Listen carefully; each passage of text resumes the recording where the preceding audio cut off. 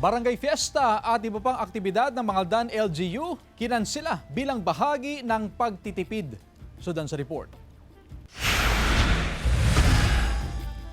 Kasunod ng pagkakadeklara ng State of National Energy Emergency, agad na tumugon ang lokal na pamahalaan sa deklarasyon. Sa bayan ng Mangaldan, tinitiyak na naaayon ang mga polisiya at programa ng bayan na nag-uutos ng whole-of-government approach upang matugunan ang tumataas na presyo ng enerhiya at banta sa supply. Sa ilalim ng lokal na kautusan, inaatasan ang lahat ng tanggapan ng munisipyo at mga barangay na magpatupad ng energy conservation measures. Isa sa mahigpit na sumusunod dito, ang Barangay Anolid. Especially sa aircon po, may oras lang po kung hanggang kailan lang po namin pwedeng gamitin. And then, ganun din po sa electric fan, sa paggamit po ng water dispenser. Ipinag-utos din ng LGU ang pagbili ng solar-powered equipment at paglalagay ng mga deep well sa ilang lugar na maaaring gamitin sa panahon ng emergency. Pinagbawal din ang pagsasagawa ng barangay fiesta at ilan pang mga programa tulad ng mga paliga upang makatipid sa langis at kuryente. Sa April 8, magkakaroon po sana kami ng kalutan-tugtugan sa Dalan. Yun po yung isang